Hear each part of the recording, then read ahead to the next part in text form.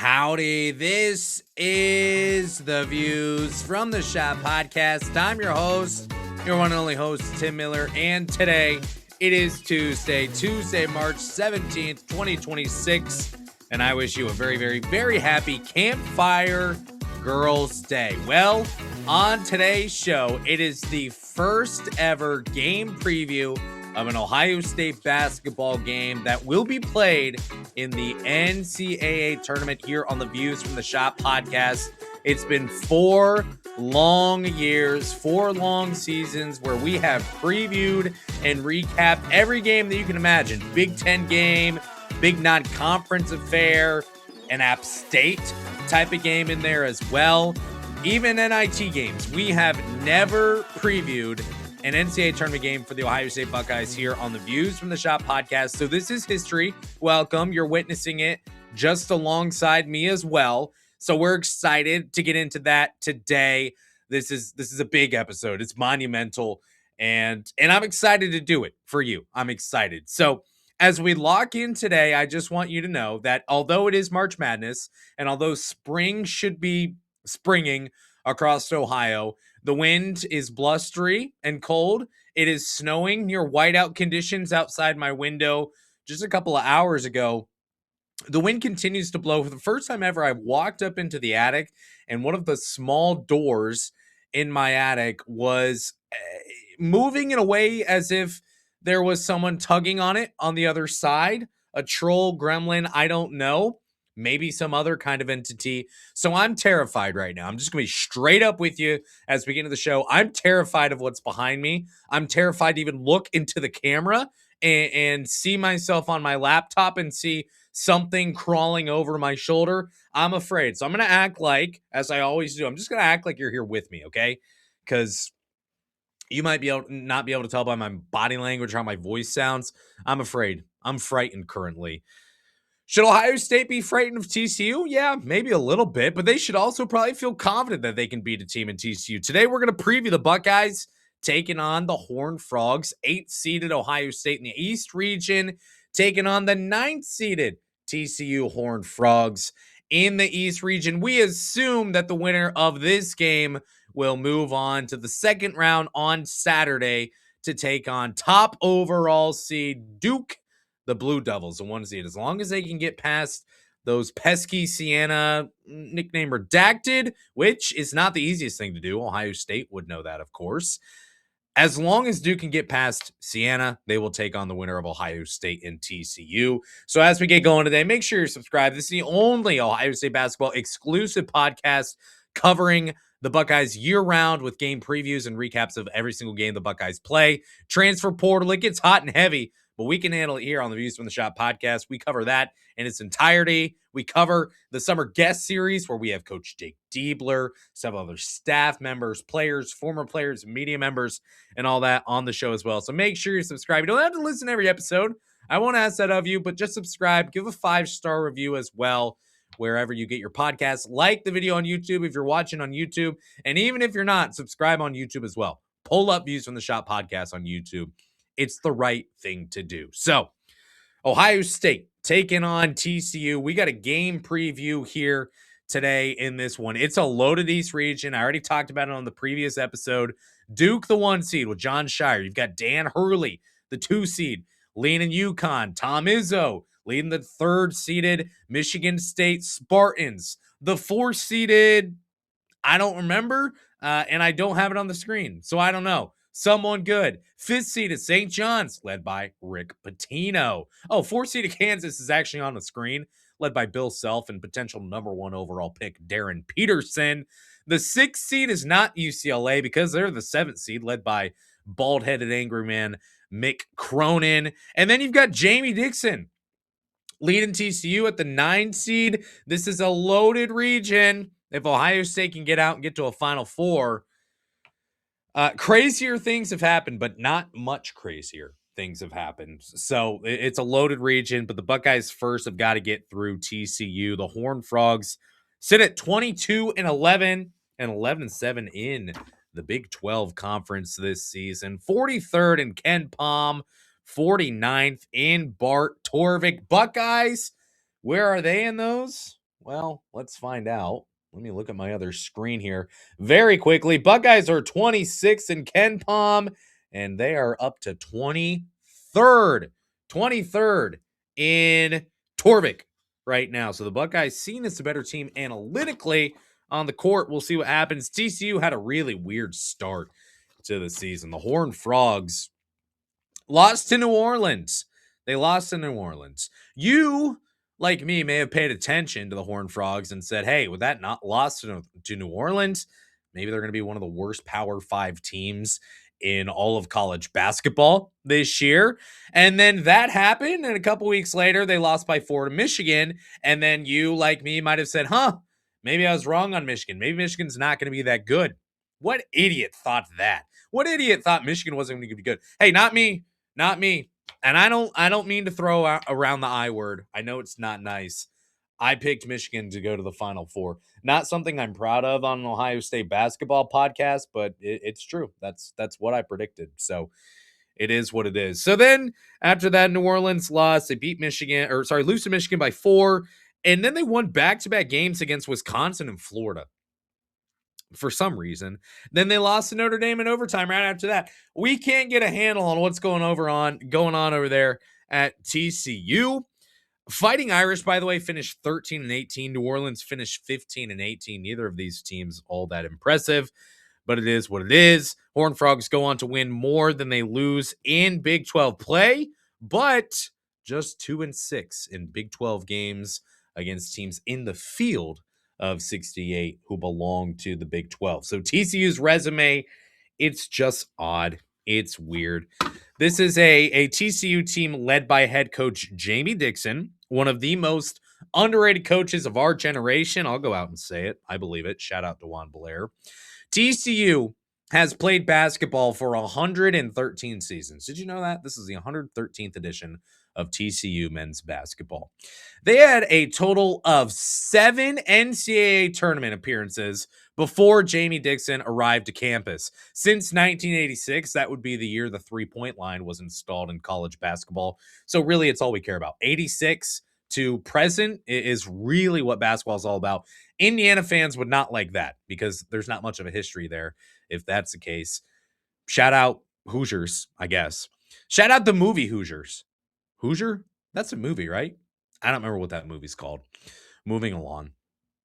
Since 1986, TCU danced twice before Jamie Dixon got on campus with the Horned Frogs. One of those times was in 1986, the very first year we started counting that. Now, in 10 years leading TCU, Dixon has led the Horned Frogs to the NCAA tournament in every other year, half of the years, not literally every other year, but in half the years he's been there. So this is appearance number 5 in March Madness for TCU out of 10 years, and they've won 20 games or more in 7 of 10 seasons. We always want to cover the biggest storylines. And in this game between Ohio State and TCU, we're talking about one of the most underrated and successful coaches since he's been alive, essentially, in Division I level. And Jamie Dixon does not get the credit that he deserves against Jake Diebler in just year 2. We got a vet going up against a baby.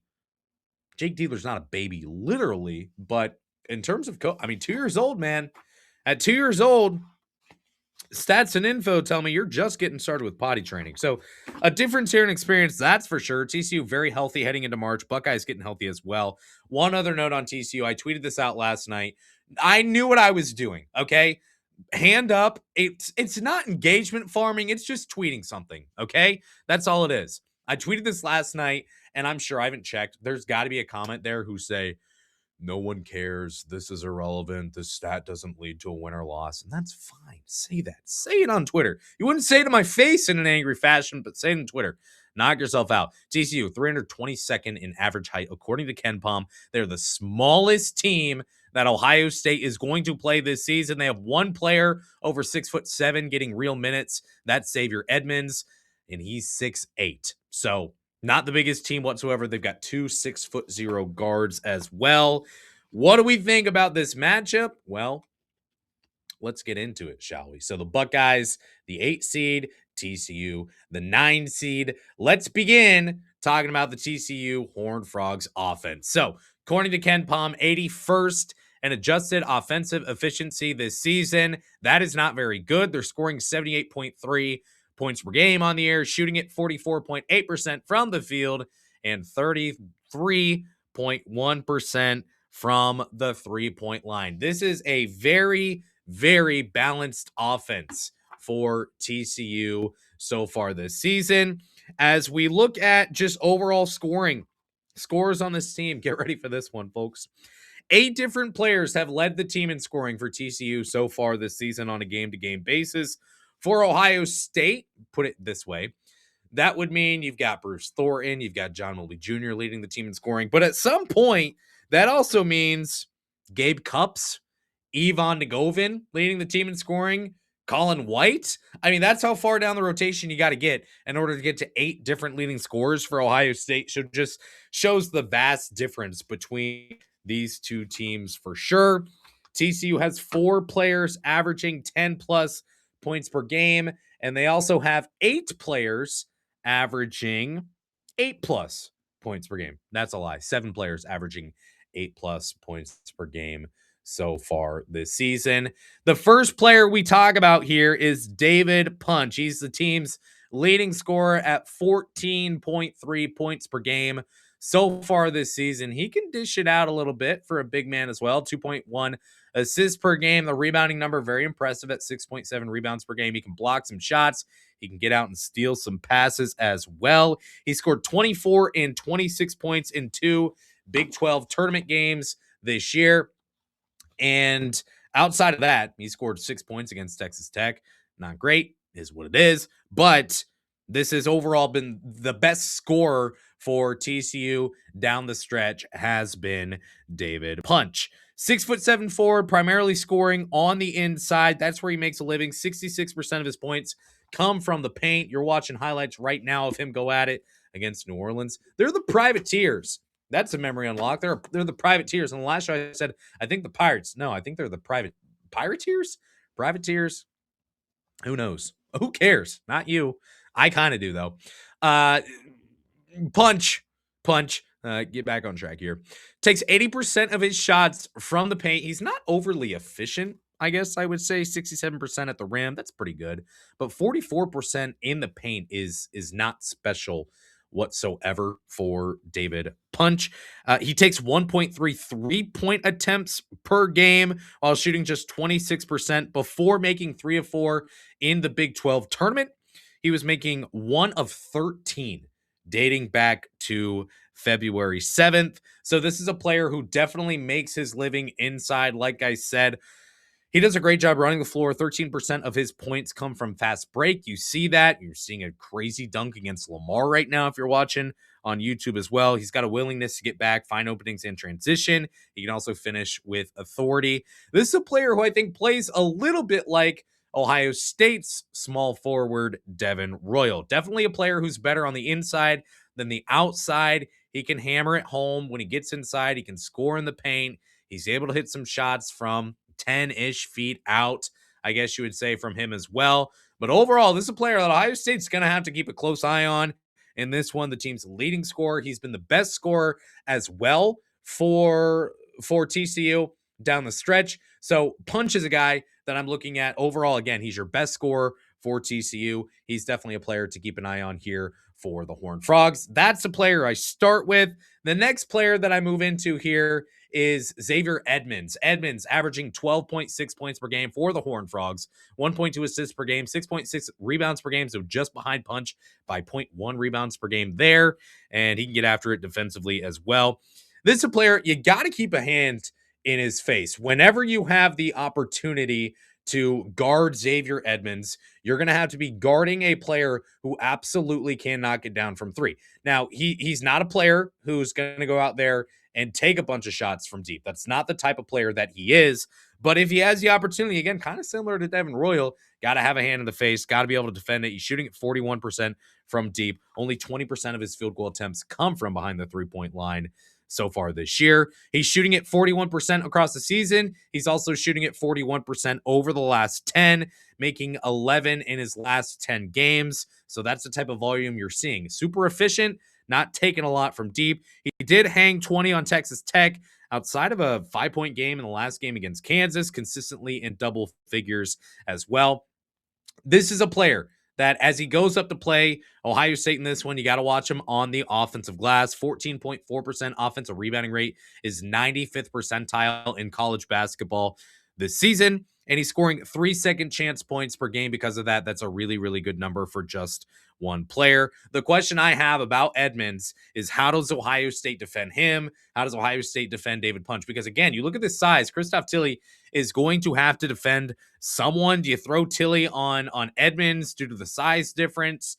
Do you maybe look at Bynum taking on Edmonds, and then because Bynum is going to have the ability to maybe go out to the 3-point line and stretch the floor a little bit against a player like Edmonds, that may have to be a possibility, as well as Ohio State thinks about defending TCU. That forces Royal to punch potentially. I don't know what this looks like just because TCU is so small. At some point, you're just looking at Edmonds as a guy who is a little bit more of a threat from the 3-point line than he is than David Punch is at the 3-point line. So how do you delineate guarding these different types of players? That's a question that I have in this one. As you look at Punch, you look at Edmonds as well. How are you going to defend them? Other names that are worth taking a look at here for TCU. There's a bunch of them. Micah Robinson, Jaden Pierre, whose stats you see on the screen right now. Brock Harding comes in from Iowa. Really, really good facilitator. He's pretty quick with the ball in his hands as well. Tanner Toolson is another player to keep an eye on as well. So TCU, they've got a bunch of players that can score in different ways. Micah Robinson averaging 11 per game, 4.7 rebounds per game. They've got several different guys at this point. Does TCU? It's a matter of how does Ohio State match up with Texas Christian University in this one coming up here on Thursday. So those are kind of some players. Sometimes I start with players. Sometimes I start with overall style of play. And this one, it felt right just due to the balance to kind of go through all these different players that TCU has that you're going to want to keep an eye on. Now, started the show talking about TCU, talking about their metrics, their numbers, things like that. One thing that I mentioned as well is their size. They're very, very small right now is TCU. And yet, even with that being the case for the Horned Frogs, they are still an exceptional offensive rebounding team so far this season. Over the last 10 games, they're number 20 in the nation in offensive rebounding rate. And I know that there's got to be a tweet. Actually, I replied, Ant Wright, wouldn't call him a friend of the show, but he's interacted with some of my stuff before. So acquaintance of the show, maybe. Shout out, Ant, if you see this. I don't know why on earth he'd be watching this, but shout him out regardless. Took my tweet, quote tweeted it, whatever, responded with, hey, I understand the size difference. I also understand that TCU is number 20 in the nation over the last 10 in offensive rebounding rate, and they're 63rd in the nation across the season in offensive rebounding rate so far this year. Xavier Edmonds, he's the culprit there, leading the team in 2.9 offensive rebounds per game. Punch does a very, very good job as well there with 2 offensive rebounds per game that he adds. Extra possessions are helpful, of course. I'm not going to tell you that they're not, but what do you do with them? If you get a bunch of offensive rebounds, sure, it stops the other team from being able to score for 20-ish more seconds or so. But do you actually do anything with it? And in TCU's case, they're 38th in second chance points per game. 17.1% of points come from second chance. That's a lot. TCU does a fantastic job of not just grabbing offensive rebounds, but having the ability to take those offensive rebounds and do something with it as well. So that's something to keep an eye on in this one for TCU. It's, can they pull down offensive rebounds? And especially, how does Ohio State defend TCU on these offensive rebounds? The Buckeyes are 57th percentile defensive rebounding rate this year, but over the last 10, they're now up to 75th percentile in college basketball. They out-rebounded Michigan in the first half, ended -2, and lost that game. They beat Iowa, lost the rebounding battle there as well, but won the rebounding advantage against Indiana and Penn State, tied with Purdue. Those are their last 5 games. Overall in the season, Ohio State is allowing 10.9 second chance points per game. The Buckeyes are going to have to be better there in order to beat TCU. There's no question about that. Ohio State has got to be strong on the defensive glass in this one and keep TCU off the offensive boards.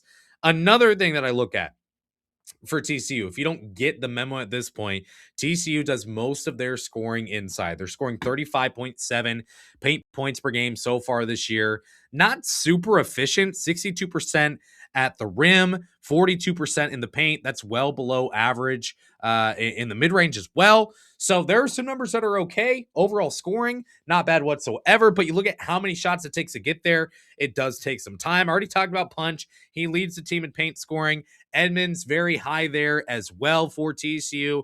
Really, only two players are going to intentionally seek shots from outside. TCU is 36th percentile on three-point attempt rate. I talked about this several times once we really got into March Madness mode, talking about the type of opponents that Ohio State should want to play. The Buckeyes should want to play teams that shoot the three ball because they are so good at defending the three ball. TCU does not qualify there. They want to score inside, but Ohio State, they've been above average in terms of paint defense so far this year, allowing 30.2 paint points per game. Teams are pretty poor against Ohio State at the rim. They're pretty good against Ohio State in the paint. So, yeah, I mean, 6 in one, half a dozen in the other, I guess. But TCU is definitely going to be an offense that wants to score on the inside here against the Buckeyes in this one. And then I guess a couple other notes here on TCU on their offense specifically. It does feel somewhat one dimensional, I would say. And I'm not saying this to put TCU down. They're a 9 seed in the NCAA tournament. They're an at-large team in probably the best conference in college basketball. I'm not saying this to say TCU is a bad team whatsoever, but they feel a lot like Washington. If you remember Ohio State playing Washington this year, that was a really paint-centric team that it's a lot of pick and roll, give and go, designed to score inside. They will score with success in transition and through second chance opportunities. In the half court, though, they're really looking to get the ball inside and score in that way. So as we look at the TCU offense as a whole, again, I think that number one, you're looking at the inside scoring. You're looking at David Punch kind of being the leader there. Brock Harding is a facilitator coming in from Iowa. David Punch can rebound. He can score. Xavier Edmonds, pretty good from the three-point line as well. So they've got guys. There's no question that they've got guys. There's just there's some dimensions of the TCU offense in the half court specifically that I think is lacking and could show some opportunity here for Ohio State. Now, moving into the defense for TCU. Now I guess we're looking at let me switch something around here on YouTube. All right, that looks better. That looks better. The defense for the Horned Frogs, 22nd in adjusted defensive efficiency. That comes from Ken Palm, allowing 72.1 points per game so far this season, 44.6% from the field and 33.7% from the three-point line are opposing offenses against TCU so far this season. What does TCU do more than anything else? Look, this is a defense, and you're going to get this. You're going to get this from me in multiple different times as we talk about this TCU defense. How can Ohio State score on them? Well, the first thing that you have to understand with TCU's defense is that it is a chaos defense, is the way that I would put it. 78th percentile in steal rate, 91st percentile in block rate. The offensive rebounding rate, the block rate are two things that really are just crazy given TCU's lack of size, the disadvantage TCU walks into every night in terms of height against any team that they will play in the Big 12 and moving forward now in the NCAA tournament, they are going to be the smaller team. And yet somehow across the season, 91st percentile in block rate, really, really good in offensive rebounding rate as well. They blocked 8 shots against Oklahoma State in that Big 12 tournament game. Season best of 10 against Baylor in January. David Punch averages 2 blocks per game as well. I don't know really how this translates. A lot of block shots end up going out of bounds, and the offense gets basically a do-over. You get another possession. Some block shots bounce off a hand and then an elbow and then a shin, and before long, one team comes up with it. The next time, the other team comes up with it, so it's 50-50 balls.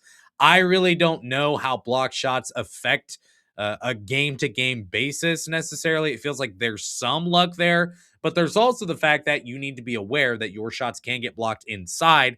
What does Ohio State like to do? They like to score inside. We'll talk about that here in a second. But as we talk about the chaos defense for TCU, Ohio State has a 13.7% turnover rate, 67th percentile and 63rd percentile in percentage of shots blocked. 67th percentile turnover rate, 63rd percentile in percentage of shots blocked for the Buckeyes. So pretty good there. As you look at Ohio State side, this is a team that just they cannot allow these splash plays to turn into momentum, especially points off turnovers. I don't know. I don't remember who's on the call for this game, but if you got Bill Raftery just getting all sorts of fired up and hot and bothered with 5 minutes left. TCU's up 71-65, and we see another block shot from Xavier Edwards or whoever, or Edmonds, whoever the case may be. And TCU gets the ball. They're up 73-65 now because of a huge block shot. That can mean something. All right. That's just mentally it makes you feel like the weaker team, the weaker player when your shot gets blocked. That's just how it is. So you got to be able to move on when these shots do get blocked and still be able to be aggressive. Another point on TCU's defense, speaking of being aggressive, they're really, really aggressive on the pick and roll. This does create a lot of splash plays. It also creates deflections. I don't know. I don't have a stat here on that necessarily, but it does happen. Punch is a problem here. You'll see Micah Robinson flash some versatility as well. Jaden Pierre, he really guards with a high motor, even though he's only 6 foot. So there are plenty of options for TCU in terms of their versatility defending. I think that as you look at how they defend the pick and roll, I think Bruce Thornton's going to get plenty of attention. I don't think it's just going to be a hard hedge. I think you're going to be looking at hard hedge. You're going to be looking at doubles. You're going to be looking at what a lot of people would call blitzing, where you're just sending pressure from the backside, from the weak side, wherever it may be, to get to Bruce Thornton and make him feel uncomfortable. So that said, what does that mean for the Buckeyes? Well, I think it means, obviously, first of all, you're going to need to see good play from Bruce Thornton. You're going to need to see a cerebral Bruce Thornton in this game. He may not be the guy who goes out and score 25 points in this one, but he may need to have 7 assists. It may mean that Christoph Tilley, as he's setting those high ball screens, he's got to be really good as the roller, showing good hands. Amari Bynum has got to flash good hands. That's been an issue at times for him. And finishing at the rim. We talk about Christoph Tilley, his ability to finish at the rim. That's going to be really, really crucial for Ohio State in this one. If Tilley can play well, if Amari Bynum can play well, if Ivan Degovin gets 3 minutes and he can get a dunk in those 3 minutes, if Brandon Old comes off the bench, gives you 12 minutes and can show something as well there as the rolling player, I think that'll be big for Ohio State. I don't think TCU is going to let Bruce Thornton get in the game. I mean, we saw this against Indiana. Indiana showed a really, really similar philosophy against Bruce Thornton, and Bruce Thornton was phenomenal to start that game for the Buckeyes, where he said, all right, look, you're not going to let me score. That's totally fine. I'm going to find my open guys, and I'm going to rack up the assists on my senior night, on the night where I can set the scoring record. We know how good Bruce Thornton is there, how good of a decision maker that he is. He's going to have to be good on that end, and you're going to need players like Christoph Tilley to be really good for Ohio State in this one off the pick and roll. I think that's going to be big for the Buckeyes in this one.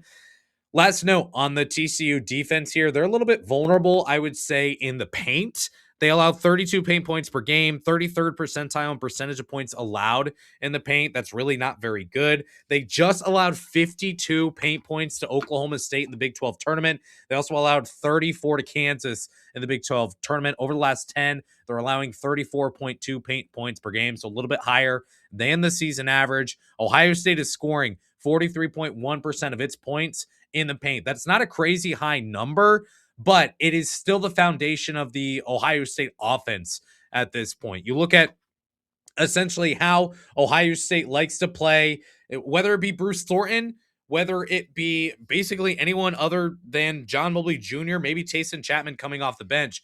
When it comes to the Buckeyes having success offensively, Bruce Thornton, where does he start scoring? Where does he want to get to? He wants to get to the paint. He can hit 3-pointers. He's not quite as successful as John Mobley Jr. He's still very, very good shooting the 3 ball. So Bruce Thornton can hit threes, but he wants to get inside. Devin Royal is much better inside than he is outside. Christoph Tilley, Amari Bynum, much better inside than they are outside. Coming off the bench, again, you've got Tayson Chapman, Brandon Knoll coming off the bench, much better inside than on the outside. Ohio State, foundationally, they want to score inside. if you can open up the paint in this game, and that may be from very first play of the game, watch for this. I'm this isn't insider intel or anything like that, but watch for this, okay? Ohio State running some kind of action for John Mobley Jr. to hit a three. If you can hit a couple of threes early on and allow for that spacing so that you can score inside, that's going to be huge for Ohio State in this game. So that's how I think I kind of see the offensive and defensive matchups in this game. Now we can kind of get into keys to the game. So I got two here for Ohio State in order for the Buckeyes to win. And I got a prediction here on this game that I feel pretty confident in. So stay tuned for that here in just a few minutes. Number one for Ohio State, they have got to stop extra possessions for TCU. TCU's offensive metrics really are not that bad, but let's break it down, okay? 88th percentile in percentage of points scored off second chance. 91st percentile in percentage of points scored from the fast break. 91st percentile in points off of turnovers per game. So what does that mean? Well, you're scoring a lot of points off the second chance, off of turnovers, and off or scoring in transition. You're not scoring in traditional half-court sets. That's not TCU's offense. Their half-court offense, I think, is not that efficient. It's somewhat poor. They only shoot 52% on two-pointers, 45th percentile in effective field goal percentage. So look, I'm not worried about Ohio State's transition defense. 92nd percentile in transition points allowed per game so far this year is the Buckeyes defense. You cannot allow extra shots in the half court, or this game can get away from you down the stretch if you're Ohio State.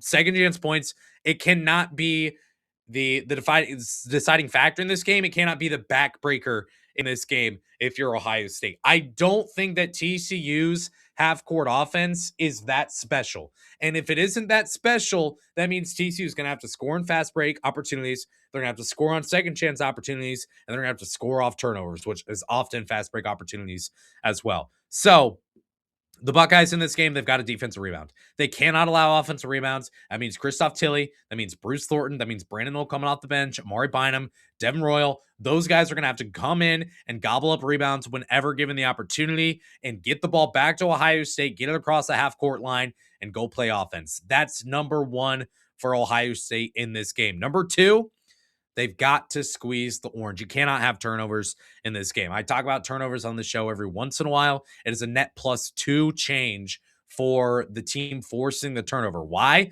Well, because you're adding a possession for yourself, plus you're subtracting a possession for your opponent. That is a net change of +2 or -2 for the team turning the ball over. Possessions are valuable. Not allowing turnovers is valuable if you struggle with turnovers in this game, because again, I talked about TCU being a splash defense. They want to turn you over. They've got the high steal rate. They want to go score in transition. If you struggle with that, you're probably going to struggle to beat TCU. This TCU team is not bad whatsoever. The metrics would say Ohio State should be favored in this game. I've got a number from the BIP here in a second as well, but you got to squeeze the orange in this one in order to have a really strong shot at winning this game. All right, prediction in this one. Let's see what the BIP says. BIP has got Ohio State favored. You might be surprised by this. The BIP has got Ohio State favored by 4.5 in this game. I think that's actually what the number opened as. And then I think money went hard on TCU, and now it's 2.5, at least as of the time of recording. So the BIP really likes Ohio State in this game. Look, I think Christoph Tilley can really be an X factor in this game for Ohio State. I think if you tell me what Christoph Tilley does in this game, I tell you if Ohio State wins. This is something that from the very beginning of putting together notes for this show and watching how TCU plays, I think that TCU is going to work really, really hard to neutralize Bruce Thornton, which means someone else has got to step up. And based on TCU's style of play defensively, I think that someone has to be Christoph Tilley. If you can get 15 points out of Christoph Tilley, a few rebounds, efficient at the rim, I think you've got a really good shot of winning this game if you're Ohio State. If Christoph Tilley has 6 points, does Ohio State win? I would say probably not. So that's the one number I'm looking at. I think Kristoff Tilly is the X factor in this game. If he plays well, I think Ohio State has a good chance to win. He's obviously got the size on these TCU players, but that doesn't mean everything. Just because you have 4 inches on someone doesn't mean you're going to score at the rim every single time that you go up against them. So that's something that I'm keeping an eye on in this one. I also think, look, this is the NCAA tournament. It's a 40-minute game, okay? What has happened previously does not matter. But what I will say is that TCU down the stretch here, even with the wins that they have, it's not been against the strongest competition, whereas Ohio State has gotten its best wins of the season all over the past couple of weeks. They picked up the win against Purdue at home. Purdue just won the Big Ten tournament. They picked up the win against Iowa in the Big Ten tournament. They picked up the win against Indiana at home. They have been easily the team that has been strongest on the stretch here. They blow out Penn State. They pick up the blowout win over Wisconsin. This has been the better team down the stretch in terms of quality of win and quality of play. Again, this is a number 8 team in Torvik since February 14th. TCU is, I think, top 30-ish, but not close to Ohio State. So the Buckeyes have been playing well. And again, it's the NCAA tournament. It's a 40-minute game. What wins in the NCAA tournament? I think we all know at this point. We all, I don't know if the narratives are true or not, but we lean on senior or at least seasoned veteran point guard. We lean on good guard play, good guard combo, team that can hit threes. Ohio State's shown the ability to do that over the past couple of weeks. You look at a team that can sit down and defend. Ohio State's been able to sit down and defend better than it has this entire season to this point. So I look at all of that and I say, how on earth can I pick? Again, Ohio State, it could be a different matchup. In my opinion, could very well be different. But how do you pick against Bruce Thornton and John Mobley Jr. in March? These are the two types of players that get famous in March. This is an Ohio State team that maybe hasn't been seen by a lot of fans across all of college basketball this season because of, not being ranked in the AP poll. And people look at that and say, well, Ohio State must not be very good. Or they see Ohio State get blown out against Michigan in the only game of Ohio State they watched this year. And they say, well, Buckeyes aren't very good. It is what it is. But March introduces you to characters like Bruce Thornton and stories like Bruce Thornton. You know how much the announcers are going to talk about Bruce Thornton and the scoring record and the senior and finally getting the NCAA tournament. They're going to talk about that all the time. They're also going to talk about John Mobley Jr. and how good of a shooter he is and how he can light it up. They're going to talk about the freshman phenom and Amari Bynum. Ohio State has the recipe. They're going to talk about how Ohio State's getting healthy. And I'm not saying TCU is bad, but I think in March, I can't pick against Bruce Thornton and John Mobley Jr. against TCU. So for that reason, I will take Ohio State to win this game. I feel fairly confident, which really scares me because I'm going to go into Thursday saying, hey, Buckeyes are going to win this game. I'm excited for it. I'm confident in it. And that's where it gets dangerous, at least here on this show. But I will take Ohio State to win this game over TCU. We're looking at a total, by the way, of about 146.5. I think Ohio State wins this game, probably putting up mid-70s. And they do enough to pull this one out and most likely go play Duke in the round of 32, the second round of the NCAA tournament. Okay. I think that's it. I think this is the last show until Ohio State plays TCU, unless someone DMs me or hits me up on the Substack and says, hey, I want you to do a show about this, or I have questions about that. Maybe I'll do it. If you want to see my bracket, I guess you can tell me, and I might do that, but I don't really think anyone cares to see my bracket. So for that reason, I don't really plan on doing it. But the next time you'll hear from me will be Thursday. I'm getting an upgrade on the Wi-Fi. We're leaving AT&T, so excited for that. I'm going to someone who's not a sponsor of the show, so I'm not going to name them. But the Wi-Fi should be better. The speed should be improved. We'll see if we might be able to go live as well. Do you even want me to go live, though? I mean, there's going to be so much basketball on. Quite frankly, I haven't touched on this yet. Ohio State being the first game in the NCAA tournament absolutely sucks. There's the aspect of the fans saying, I want to see Ohio State play later on. I want to be able to enjoy the games. If Ohio State loses, then Thursday and Friday are ruined for me, and Saturday and Sunday are ruined for me. I won't go that far, but at least content-wise, it'd be a lot easier if Ohio State could play like Thursday evening, so I can just take in the first window of March Madness. I'm going to be watching Ohio State for every second, which means I'm going to miss all the other games during Ohio State's game, and I have to do an episode. Whole big thing. I'm not a victim here, though. That's not what I'm trying to say. It's just, it would have been nice if the 7-10 tip-off was real for Ohio State. All right. About 40 minutes here. That's a preview. That's a preview here on the Views from the Shop podcast. Alrighty. We'll see if Ohio State can pick up a big win. NCAA tournament win over TCU. Continue to build the momentum in this program on Thursday, first game of the NCAA tournament. Thanks so much for listening or watching today. Until next time, I shut up before you shut me off. Go Bucks.